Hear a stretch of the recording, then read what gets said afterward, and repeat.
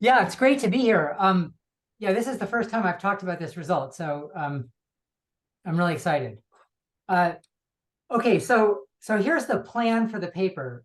First, I'll define what a paper Moebius band is, then I'll explain this Halpern-Weaver conjecture, and then the main result is that the conjecture is true.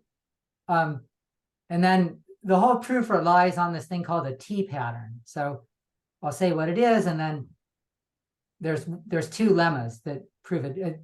T stands for T pattern, but I also think of it as standing for topology, and G is standing for geometry. So there's sort of a topological part and a geometrical part.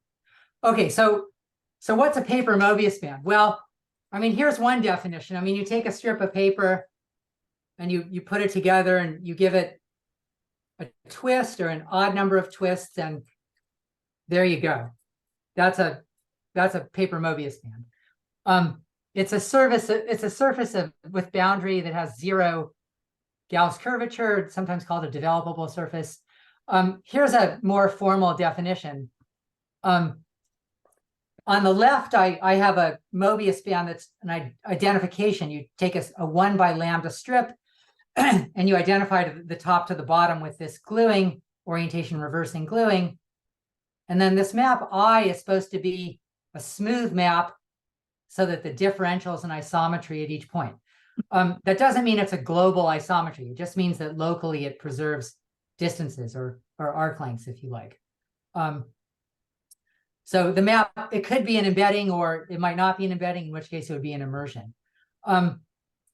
So I want to just point out that the smooth formalism rules out junk, because you could take like a square piece of paper and you could first fold it up like an accordion, and then you could give with an odd number of folds, and then you could turn it into a Moebius band in a sense.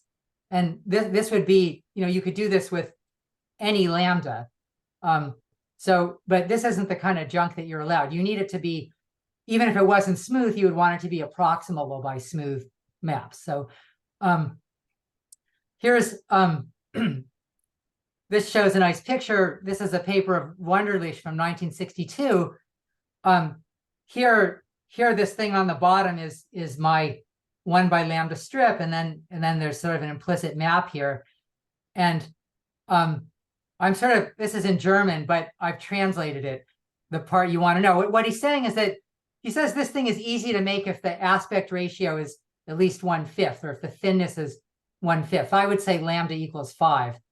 And then he's saying that the exact value is not known. So this was a problem back in 62. Just what's the minimum lambda that you need to make one of these things?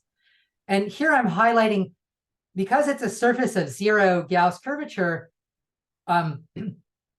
each point has at least one direction where there's no curvature at all. And you can, just informally speaking, you can integrate along these, or you can sort of take lines tangent to these zero exterior curvature directions, and typically you'll get a sort of a foliation of the Moebius band by straight line segments, a ruling. You might object to this and say, well, what if the thing is just perfectly flat in places? And then maybe the more formal way to say it is that you get a foliation of the points of positive mean curvature, non-zero mean curvature, and then you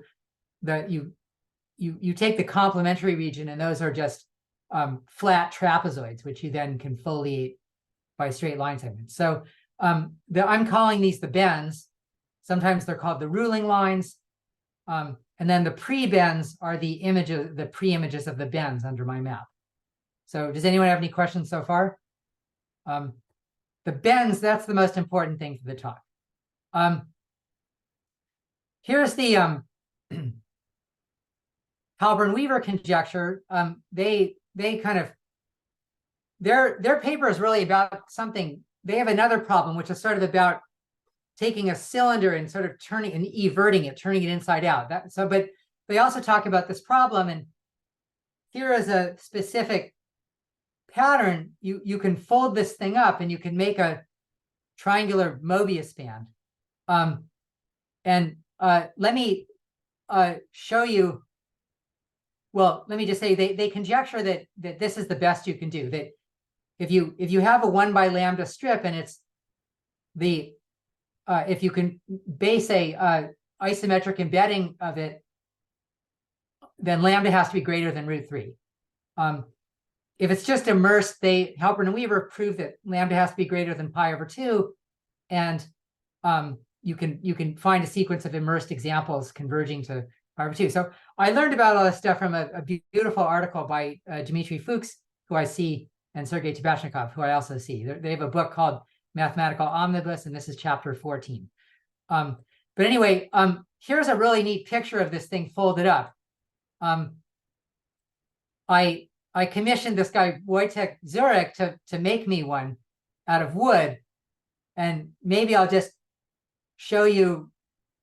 Oh wait, let me show you a movie of this thing. This is what the optimal paper Moebius band looks like when it's all folded up.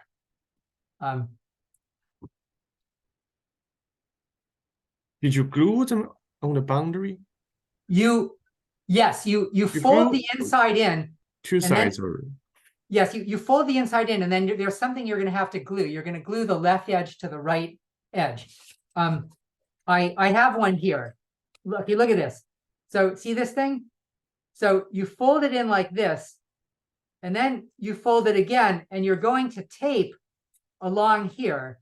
So you make a wallet, and then you tape on the inside, and then it looks like this. Making one yourself is worth 1,000 demonstrations. But anyway, I'm not a representative of this company, but if you want one, he'll make one for you for $500. Okay. So anyway, what I'm trying to say is that there's this sort of beautiful limit, and then what the conjecture is that you can't do any better than this. And I want to compare this to the isoparametric inequality, which says that, if you have a closed loop in the plane that encloses a given area, you minimize the length uniquely by using a circle. So this is sort of like the isoparametric inequality in a way. And this kind of optimal triangular Moebius band is a sort of the analog of the circle. Let me just show this one more time. It's a beautiful thing. If you get nothing else out of this talk, you should make one of these things. So it looks like this. You fold it down like that to get the diamond. Then you fold it in, and then you glue. So you tape along here. There are other ways to make it which are easier to tape. Okay, so here are the theorems. So the conjecture is true. That's the main theorem. And then secondly, any minimizing sequence, if you have lambda near √3 and you can make one of these embedded guys, it's close in a uniform sense to the triangular Moebius band. So the triangular Moebius band is sort of the uniquely best limit. And it's sort of like saying that the circle is the unique minimizer for the isoparametric inequality. Not anything that almost minimizes the isoparametric ratio is close to the circle. And it's the same sense. So I'm really going to concentrate on the proof of number 1, but then at the end, I'll inspect the proof, and I'll show you how you can just deduce the second theorem from the proof. And then I don't know if I have time, depending, I'll comment on further things I did. Okay, so T patterns. So you have these bends, these line segments on the Moebius band, and a T pattern is a pair of bends that they lie on intersecting perpendicular lines. So they're coplanar and they're perpendicular. And so informally, they make a T. Now, if you look at the triangular Moebius band, there is a T pattern that sort of goes right up the top and over like that. So this thing does have a T pattern. So my lemma T is that every smooth paper Moebius band has a T pattern. This is true whether or not it's embedded. If it's embedded, the new thing you get is that these bends are disjoint. In the examples that you can read about in Halpern and Weaver, or else in Fuchs Tabashnikov, you get a T pattern, but it sort of makes a cross like that. So this is what distinguishes embedded this was the thing that I think was missing, that, here's a thing that where embedded things are different. They have a embedded T pattern. And then the second lemma is that every smooth paper Moebius band with an embedded T pattern has aspect ratio greater than √3. So in other words, if the paper Moebius band was itself embedded, then its T pattern would also be embedded.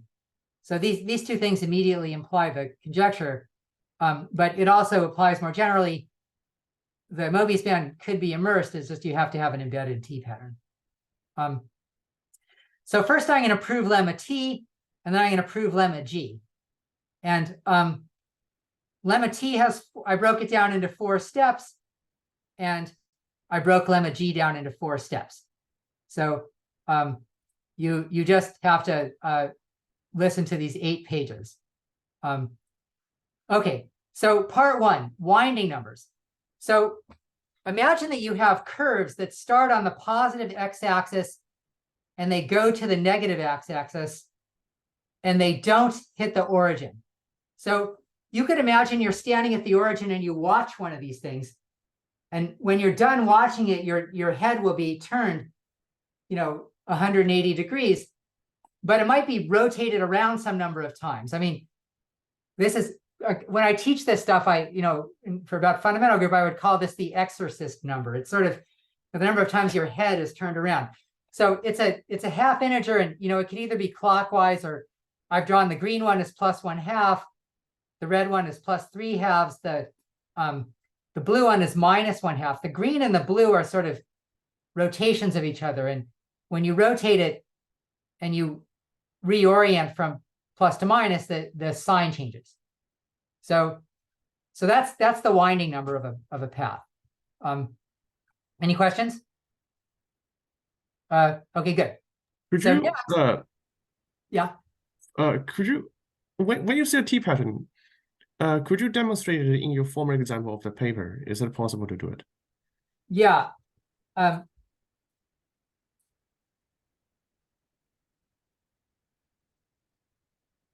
You see it? Yes. Oh. I've drawn a T on the triangle. So that's just two way. One way is you glue it, and the other is the Well, height of it's a bend. It's one of the bends. If you have to trace through it and see that this is really made from 2 bends. Okay. It's by coincidence, it coincides with the boundary of the thing, but the T pattern is not, the segment is not supposed to be part of the boundary. It's a bend.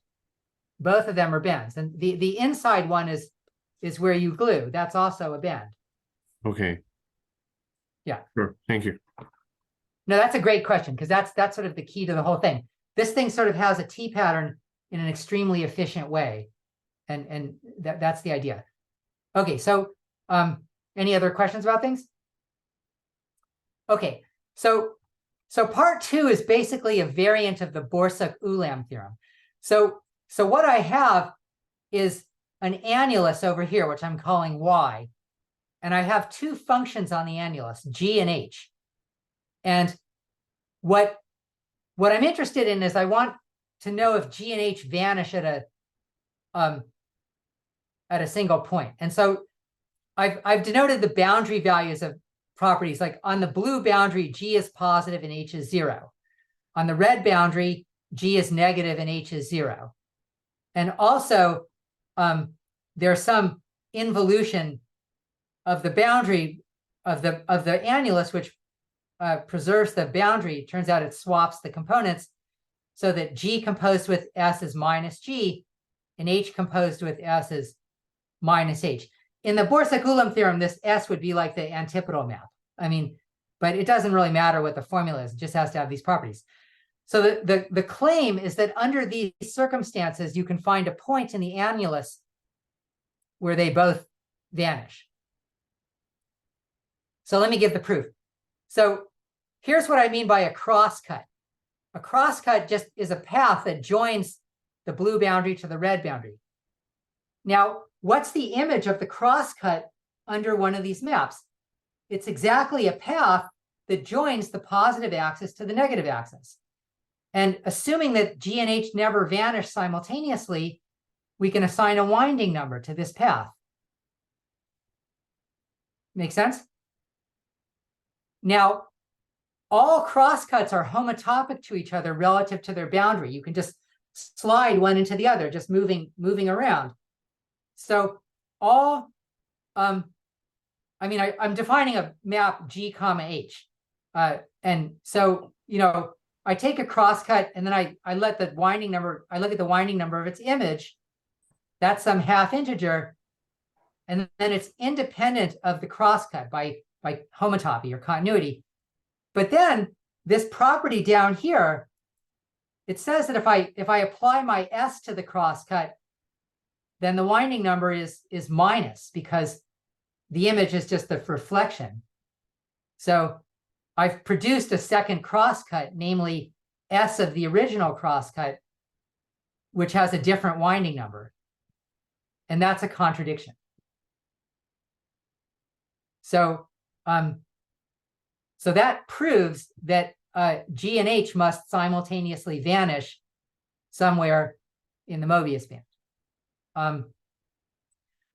Do people want to hear that argument again? Let me know. Sorry, did you tell what G and H for your picture, or did I miss it? I have not said what they are. Okay, very good. Yeah, they are functions which satisfy certain symmetries. In case this argument is completely new to you, think about the intermediate value function theorem. You want to show that a function is 0 on an interval. So suppose you evaluate it on the endpoint and the endpoints have different signs. Then, by the intermediate value theorem, there's a 0 somewhere on the interval. So this argument is sort of like the Borsuk-Ulam theorem is sort of a two-dimensional version of the intermediate value theorem. So, okay, so again, I have these functions G and H, and they have these, the boundary conditions just say that the function G comma H maps the blue boundary to the positive x-axis and the red boundary to the negative x-axis. So what I can do is if they don't simultaneously vanish, I can just look at any crosscut which goes from blue to red and look at its image. That's one of the curves I was looking at on the previous page. And so it has a winding number. Now, any crosscuts will get the same winding number because you can just continuously deform one into the other. And if two of these paths are close, they have the same winding number. If you watch one or the other, you're almost looking in the same direction. So the winding number is a continuous integer, a half integer valued function. So it's constant. So the winding number doesn't depend on the crosscut. But now I can take my crosscut C and I can apply this function S to it. That will give me another crosscut. And what's the image of that crosscut under the map? Because of these symmetry properties, it's just the negation of the one I already had. So in other words, if the green one was C, S of C would be the blue one. So the winding number changes sign. So that means that I've produced a new crosscut that has a different winding number than the original, and that's a contradiction. How do you escape from the contradiction?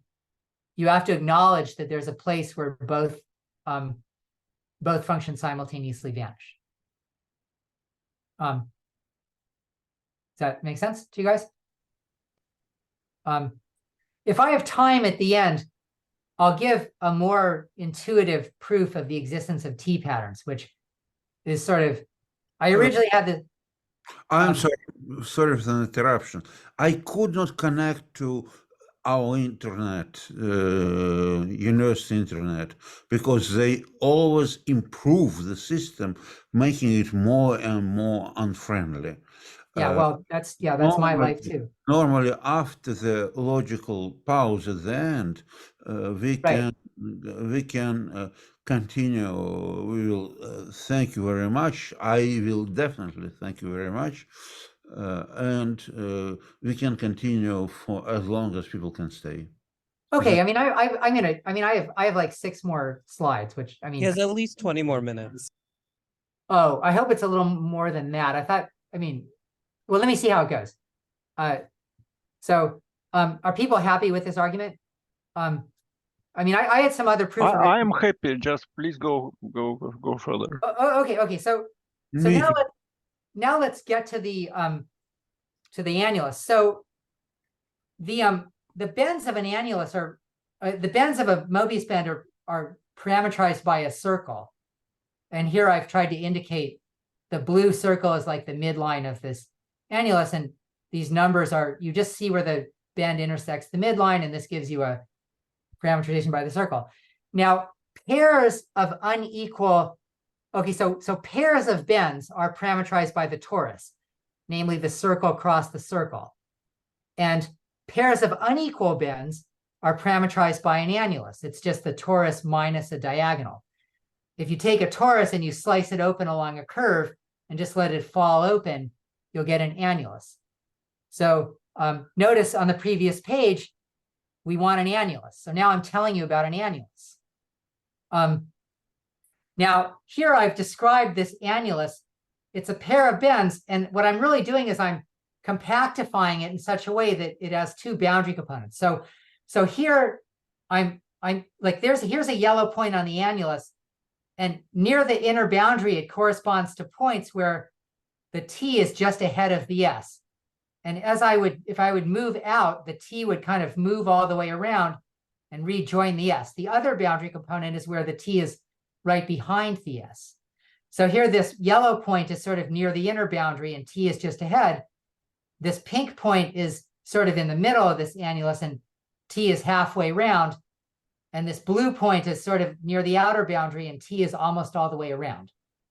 So this is a sort of visual way of seeing how this gray annulus is parametrizing the pairs of unequal bends, and it's compactifying the space of such bends with two components. One component is the just ahead component, one component is the just behind component. Guys, happy with that?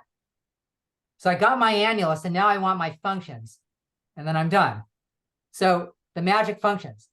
So mx is going to denote the midpoint of x. Now, if I have a bend, say u, which corresponds to a parameter value s, I can orient it. And then I can go along to t in the positive direction along the circle, and I can just communicate the orientation. I can just vary the orientation continuously. So you might say that the orientation on u entails the orientation on v. Now, of course, if you go all the way around, it's going to flip. So the orientation of u, if you go almost all the way around, it's going to entail almost the reverse orientation. But anyway, for any unequal pair, the orientation of u entails the orientation of v. So what I do is I pick parameters s and t, I orient u, I orient v, and then I take their dot product. Now, suppose I had started with minus u, then I would have entailed minus v, and this function wouldn't have changed. So it's well defined. Likewise, the cross product of these two vectors is well defined, because if I take minus u cross minus v, I get the same answer. So my one function g is the dot product. Now, on one boundary component, it's positive. Like if I in the just ahead component, it's positive because the orientations are almost the same. On the just behind component, it's negative because it's going all the way around. So g has the right boundary values that I described in the previous page. Now h, as I take the difference between the midpoints, that's a vector pointing from u to v, and then I dot it with the cross product. It's a kind of a triple product. Now, this is also well defined because if I take minus u instead, I entail minus v, so I get the same answer. Now, symmetry. If I take t comma s, then v entails minus u, and so it's minus g. And if I take h minus s, then mv minus mu, there should be a u here. And I'm getting v cross minus u, which, because the cross product is antisymmetric and linear, it's just u cross v. So this little calculation shows that both g and h have the symmetries I've described on the previous page in connection with the Borsuk-Ulam theorem. And also, H vanishes on both boundary components because this just goes to 0. So H and G satisfy all of the properties discussed in part 2 or part 3. So that means there's a simultaneous vanishing. So what does that mean? The dot product is 0. These things are perpendicular. Now that means they're both on planes. They're these planes that are normal to the cross product that contain both the bends. And also the difference between the midpoints is also perpendicular to this normal. So the whole shebang is sort of contained in a single plane that's perpendicular to the normal. And that proves that these bends, this double vanishing, implies that the bends are both perpendicular and coplanar. QED. So that's the proof of lemma T. Any questions about that? Could you explain how to define MU and MV again? MU is the midpoint of U, and MV is the midpoint of V. So you mean like the midpoint of a vector? No, sorry. It's the midpoint of the bend. Oh. Okay. Yeah, I'm sorry. Yeah, it's the midpoint of the bend. Oh. So in fact, this function, you get the same answer if you picked any points on the bends, because somehow U and V are both perpendicular to this vector. So it doesn't matter which point you pick. Rich? Yeah. So it's true that if an oriented line moves so that eventually it comes to the same position with opposite orientation, it will intersect itself at some point at right angle. Yeah, that's right. That's right. Okay, thanks. Yeah, Sergey. Yeah, in fact, Sergey, yeah, I should say, so in my paper that I posted on the archive, after talking to a number of my friends, including Sergey's got some, he had thought about these things called skewers in the past, and he's got there's something called the Studi sphere, and G and H are really, according to the way Sergey thinks of this, they're really sort of like the components of the dot product of the so-called Studi dot product. So the functions as I've cooked them up look a little bit weird, but they're somehow extremely natural. But what I was saying is M sub U, you could take it to be any point on the bend U, and M sub V is any point on the bend V. And for the dot product, I should have maybe put an arrow over U and V. The dot product is the vectors. The M sub U is the midpoint of the physical bend. Right. So any other questions about that? Okay, so now for lemma G, and let me go back to the bend, because I'm gonna or wait, let me see what I have. Okay, I'm gonna take my bend now. Look at this bend. So one of the segments has to have the property, one of these black segments has to be disjoint from one of the pink lines. Maybe both segments are disjoint from both lines, but at least one has to be disjoint. And I'm going to rotate the picture so that the one that's disjoint, guaranteed disjoint, is vertical. And I'm going to call this like the base, the base or something, or the height of I don't know. It's just the vertical. Sorry. You assumed immersed or embedded? Embedded T pattern. So but originally your torus is embedded or immersed? Moebius band? Yes. Sorry, I said I want to say Moebius band, right? Okay, so you assume it's embedded to get this disjoint T or not? Yes, that's right. Okay, but thank you could just make an assumption on an immersed Moebius band that it has an embedded T pattern. Okay, and the same proof works. Okay. Okay, so anyway, so I had this in a paper I wrote 3 years ago, and now I'm going to cut one of these things open. I'm going to cut open along this vertical guy, and what do you get? I can't believe I made this mistake. When I thought you got a parallelogram. I mean, if I just thought about this for 10 seconds, I would have realized you get a trapezoid. See, it's a trapezoid.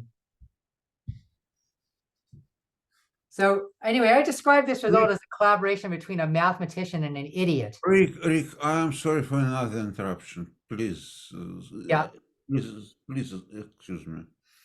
this is closely related to a lemma which actually belongs to Fedor-Nazarov, but the only understandable proof, Fedor-Nazarov was deep Fourier analysis.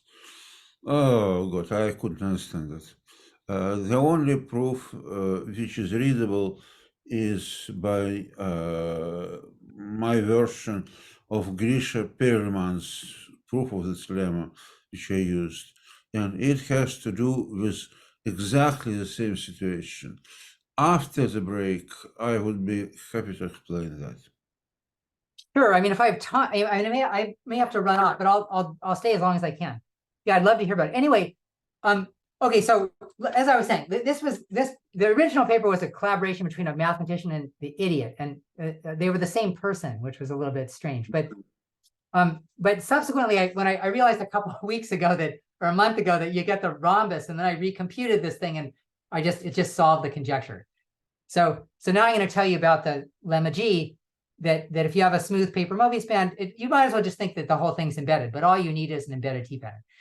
And maybe I'll explain the philosophy first. Like, suppose you take a round trip around the country, and I want to know how many miles you went. Well, if I knew you made it, to LA and San Francisco and Chicago, I know that if I take a triangle with vertices in those three cities, you've gone as long as the perimeter of that triangle.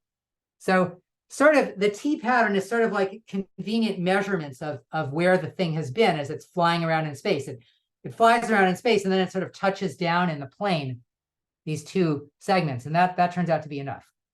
So, okay, going back to the thing, I'm now going to explain a lemma, which I would say the proof would bring joy to the heart of even a jaded geometer. This is one of the best things in geometry. So you have a triangle, and its base is 1 plus, oh crap, it should be root 1 plus t squared. That's supposed to be square root. I'm sorry, this is the square root of 1 plus t squared. Okay, this is root 1 plus t squared. I can't add that in, but it's put a square root on top. And if the height is h, then this v here is the sum of the lengths of the non-horizontal sides, and delta here is the perimeter. And so this is an inequality you get. How do you prove it? Anyone who's played billiards knows this, that the isosceles triangle minimizes this stuff. And the proof is you reflect this point in the horizontal line through the apex, and then this is 2h, and this is root 1 plus t squared, and then you apply the triangle inequality and the Pythagorean theorem. So is everyone happy with that? So this is, anyone who's played billiards knows that the billiard path, which would hit in the middle, is the one that minimizes this combined length. So anyway, I'm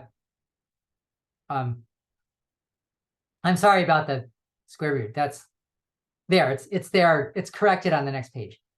Okay, so now I've cut this thing open, and I'm going to describe one of the constraints. Now, here on the left, I'm showing you just what happens when you cut this thing. This is the pre-image, and this B and T are the pre-bends that correspond to the T pattern. B corresponds to B, and T corresponds to T, and the colors, it's color-coded. So the boundary, the boundary sort of goes around and makes a loop. This on the right, I'm showing you the image of this loop. It's some kind of space curve, and it hits all the vertices of this triangle. So that means that the length of this space curve, which is equal to the length of the boundary, is at least the perimeter of this curve. And that was what I computed on the previous page. So lambda is the length of the midline, and it's just the average of the two things on either side. So 2 lambda, which equals the perimeter, is equal to the length of this red space curve, which is greater than this. So that's I call this the delta constraint. That's a bound. notice that if you plug in t equals 0, you see that lambda is always at least bigger than the golden ratio. And that's bigger than the Halpern-Weaver bound. So even without doing any optimization, you already get an improvement on the previous lower bound. And I mentioned this because without that little observation, my original paper is complete garbage. Yeah, question? Yeah, so when you are talking about perpendicular, are you talking about perpendicular in we embedded everything into R3, or you're talking about a perpendicular when you like extend the whole your Okay, bend so system? by definition, a bend is something that happens on a spatial Moebius band. So the two bends are living in three-dimensional space. Now, it turns out that they are, by definition, they're coplanar, and they lie on perpendicular lines.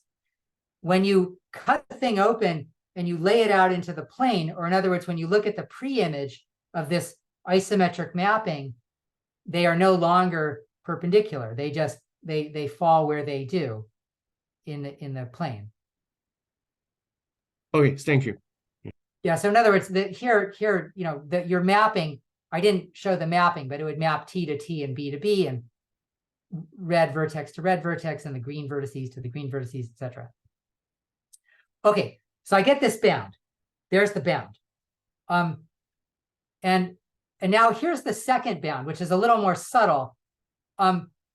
Here I've added a little bit of, I've sort of added some decorations. I've divided the boundary into pink and red, and the pink is H1 and H2, and the red is D1 and D2, and then the picture is exactly the same. I'm just now tracking where you know, I'm just coloring it a little bit more finely. And H in this picture on the right more or less corresponds to horizontal. These guys are sort of going horizontal. And then the D is sort of corresponding to diagonal. Now, I'm just the letter D means the sum of these lengths, and the letter H means the sum of these lengths. So what I'm telling you now is that H is D minus 2T. Now, why is that? Well, if this little t is it's basically like minus the slope. Now, if little t was 0, this thing would be horizontal, and H would equal D by symmetry. But if I tilt T, imagine then basically like I'm giving T to one of the Ds and I'm taking away T from one of the H's. So that's why you have to subtract off a 2T. So that's the explanation of why H is equal to D minus 2T. Now, 2 lambda, namely the length of this vertical boundary, is just H plus D. But it's also 2D minus 2T because I just substitute in H. But now I go back to the bound. This 2D is greater than 2 times root 5 plus T squared. And then I subtract off 2T. So this is giving me a second constraint, which I'm calling the V constraint. So does anyone have any questions about that? I've just derived another constraint. Let me give you the reason. Let me explain philosophically what's going on. Suppose you love the golden ratio, and you want to see if you can actually like achieve the golden ratio rather than root 3 in this setting. Well, what would that mean? Well, that would mean your triangle better have base 1 and height 1. So this T better be 0. But that would mean that the H's are the same total lengths as the D's. But look, the H's are much shorter because they just sort of connect horizontally, and the D's connect diagonally. So just the sort of, this other bound is kind of taking into effect the kind of, I don't know, it's like the sort of zero curvature structure of this thing. So this V curvature is sort of enhancing the kind of other bound. So it's just a sort of a different constraint, which is taking into consideration some kind of, I describe it as like a tensegrity property.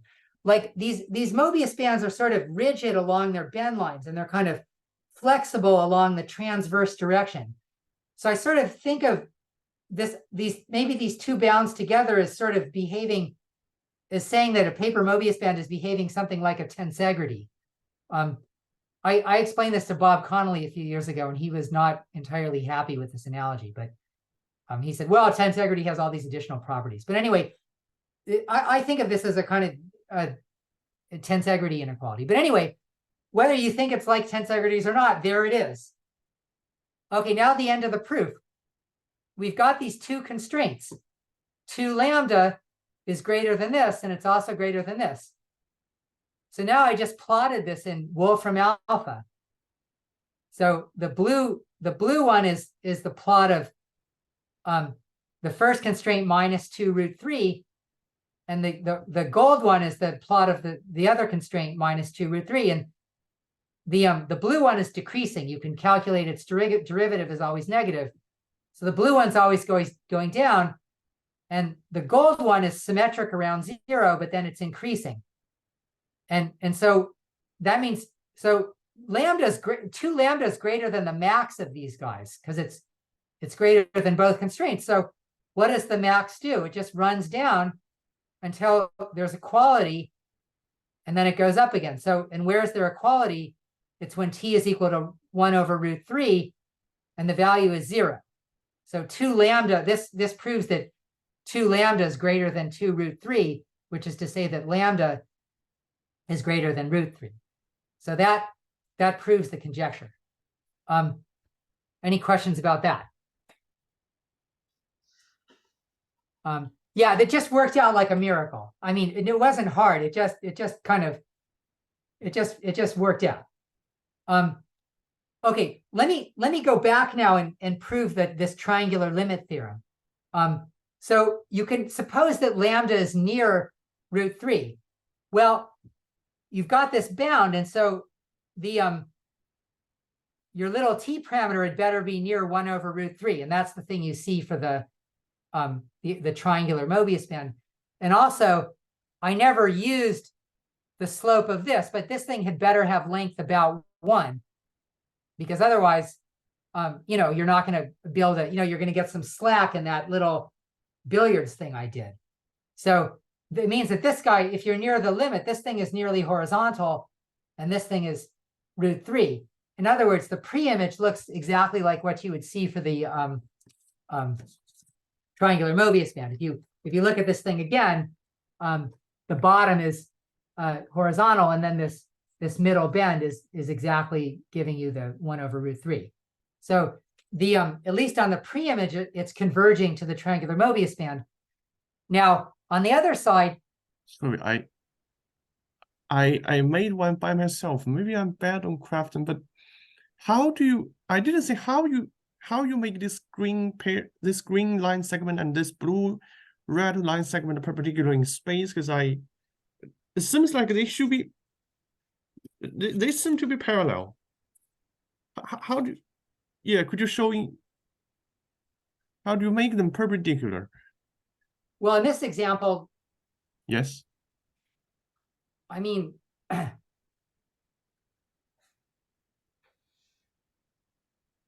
okay, it's hard for me to answer because I'm not staring at your. Okay, no problem. No problem. Yeah. Yeah. I mean, It's okay. yeah, I mean, I'm not sure what to say. I mean, you have to look at all. I mean, Hongda, you are actually looking more or less at a fence as built of wooden sticks, because zero curvature surface is ruled. Oh, However, there could be flat spaces which make life more complicated. okay. And their topology jumps in.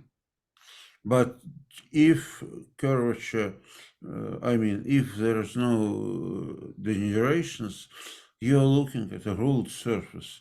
So you're just putting sticks around the surface and you're trying to. Rika, am I about the same? I mean, well, I don't know. I mean, it's hard to. I mean, maybe after this, I'll give you a second argument. Can give you a second argument, which you might like better. Mhm. I mean, I can't look at your Moebius band and tell you where it is. I mean, yeah, I mean, I'm not sure what to say. I mean, Now, what I said is reality. If a surface has non-zero curvature in the sense that the central fundamental form is non-degenerate and the curvature is zero, which is supposed to be as with the thing, then it is a ruled surface. There are straight segments. okay, look, all right.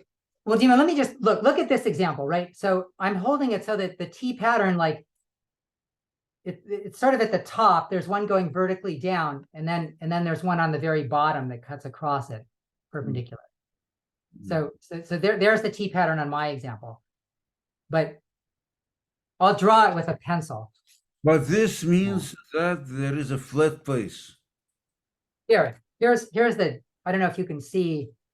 Yes. That Yeah, we means can see it. the whole story is that there is a flat place. Oh, you're doing it in this way, yeah. Where This is clear. fundamental form is degenerate completely, right? But I want to give a second proof after I'm done, because I mean, this Borsak-Ulam proof doesn't give you any intuition about why it exists. So after, let me give a second proof in a minute, but let me just finish the proof of the. Yes.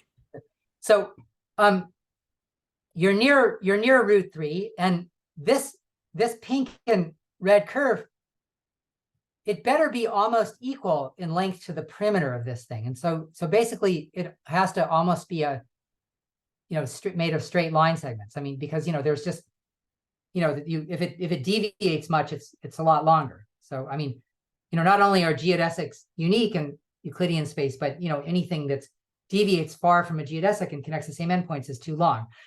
So what it means is that this blue point is almost in the center. It's almost on this top black segment, and the pink and red are almost straight line segments. And then because the map is arc length preserving, it's almost a linear isometry. So that's saying that it's uniformly close to the, and if you did all that, you would just get the triangular Moebius band. So that's how the triangular limit theorem goes back. That's the proof of theorem 2. So let me give a second proof of the T pattern lemma. So if you have two bends, and let's say they're perpendicular, then they are in parallel planes, because you take their cross product and then you just look at the planes, that are normal to that cross product. So if I have perpendicular bends in space, then they're on two parallel planes. Does that make sense? So now let's make a simplifying assumption. Let's just assume that, well, every bend does have some bend that's perpendicular to it, because you just start out with the bend and you start moving it around and it comes back reversed. So at some moment, it's perpendicular to where it started. I mean that the vectors that are parallel to them are perpendicular. They may be on skew lines. So let's call those partners. They're bends which their direction vectors are perpendicular. So let's just make the simplifying assumption that every bend has a unique partner. Okay? Now, Rick, may I ask you a very naive question? Yeah. If you assume at the beginning that there are no points where both normal curvatures are zeros, is there a trivial proof? I have no idea. I mean, Well, you should know. You're the best. well, I'd bet $1 million there's not a trivial proof. Okay. I mean, I don't know a trivial proof. Because you might, I mean. So the story is about flat singularities. I mean, locally flat pieces. I don't know. No, I mean, what you could have. No, Jim, I think you are wrong. It's not about that. Yeah, Dima, look, you could have the vanishing, the mean curvature could vanish. It always vanishes on a foliated set. So, maybe it vanishes on 3 line segments or something. I mean, it just, also, if you had a flat one, presumably you could take an analytic perturbation or something like that and, make it. No, you cannot. This doesn't play. Even you ask Anton Petrunin, he'll tell Okay, you. anyway, but look, I don't see why this is related in any way to whether or not the mean curvature vanishes on an open set or a dense set or. Because there is, if mean curvature doesn't vanish, this means that the whole surface, all the thing is made out of segments. Yeah. I'm saying that's true anyway. Because if you can foliate the part where the mean curvature doesn't vanish by segments, and then you can just extend. The complementary regions are just these totally. Okay, let's leave the discussion after the end of your talk. Don't want to waste your time.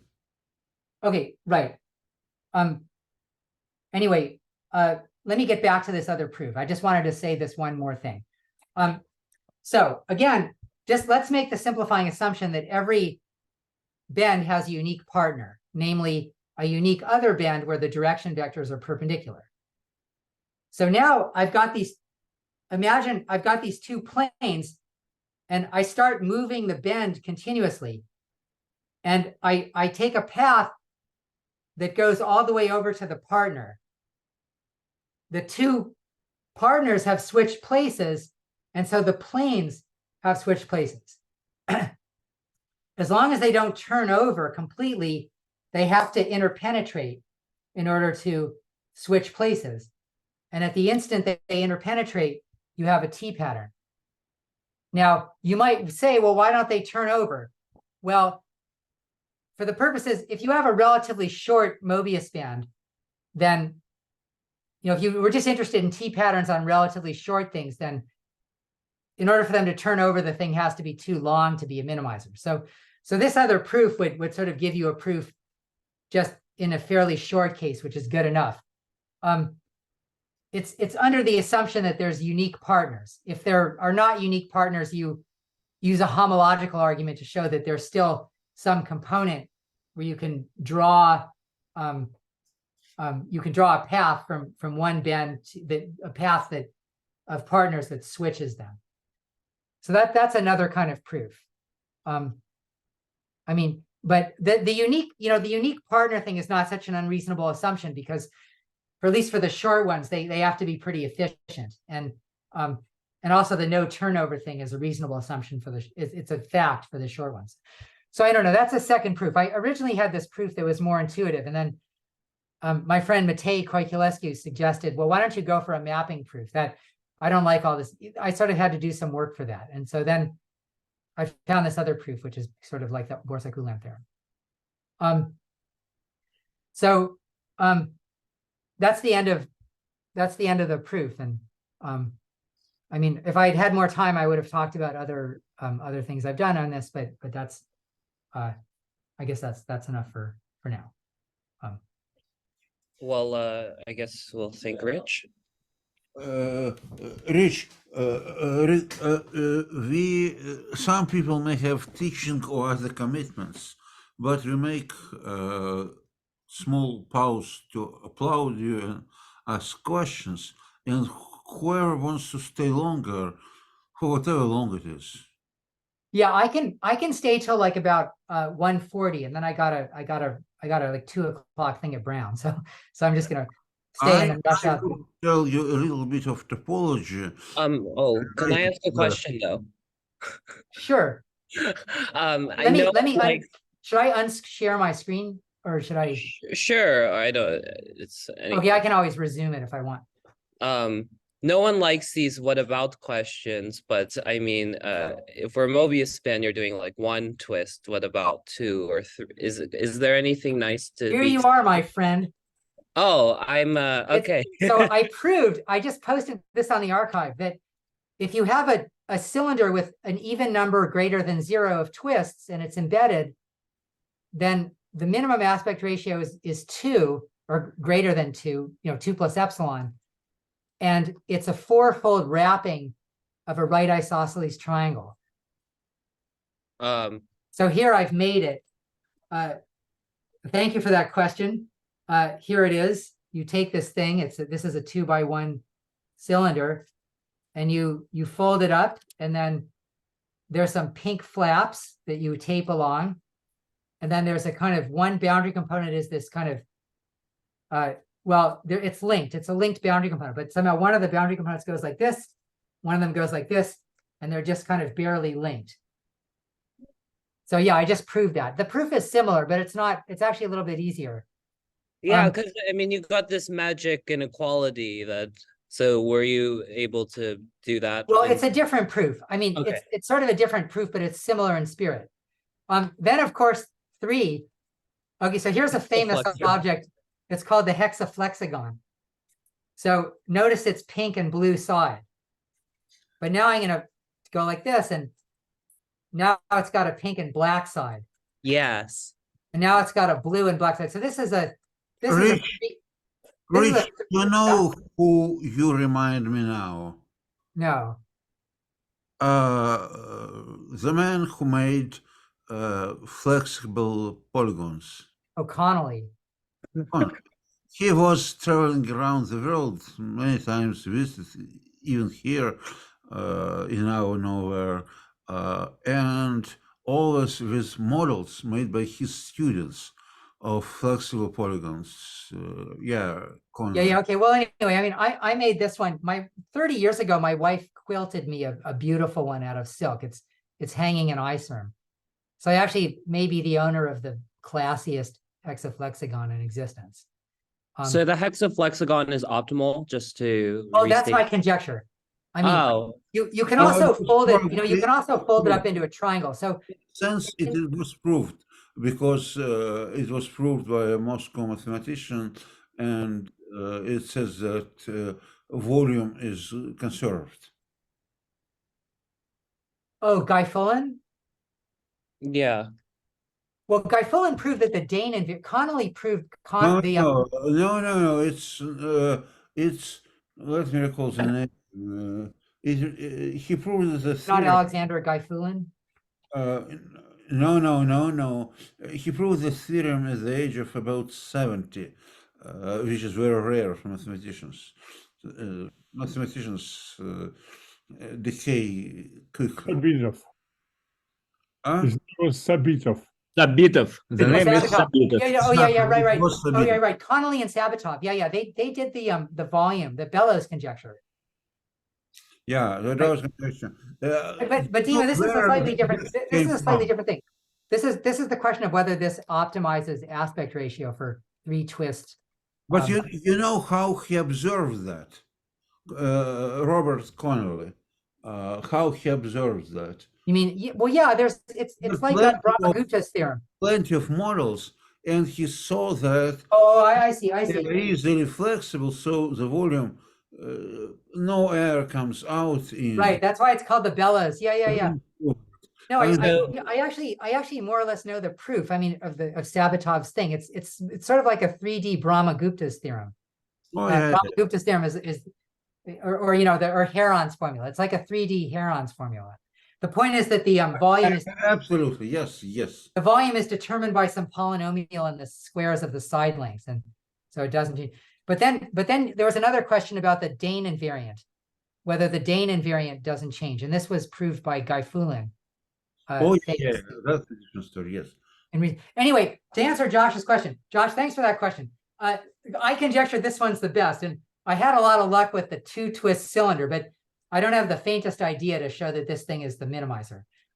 It folds up completely into a triangle like that. So you could think of it as something like a 3-fold cover of the Of the normal Moebius. yeah, the triangular Moebius man. But I would guess maybe that everything is always a kind of a gift wrapping, so to speak, this is how Kurt McMullen said it. But Gift wrapping of the quadrilateral triangle. just so I can understand so you prove for like even number of twists the optimality. Well, the okay, so my Moebius band result, it's a one twist thing, but Yes. it's better that it beats, no matter how many twists you put in, my argument works. And so the one twist Moebius band is the king of them all. But you could remove the one twist Moebius band and say, who's the king of them all once the king has been deposed? and you could, and so my cylinder result is the same way. It's this isosceles thing is the king of all twisted cylinders with linked boundary components. I see. But yeah. No, I mean, I thought this was going to be impossible, and then it just kind of came to me on Saturday how to do it. And I'm in the right frame of mind, I think, for these kinds of problems. But anyway, the proof is sort of Okay. similar, but a little easier. Let me take the command, and the command is to say, thank you so much, and then we continue. Yes, Okay. I think we've thanked him. So this is our now third. Formal and informal continuation. Here we go.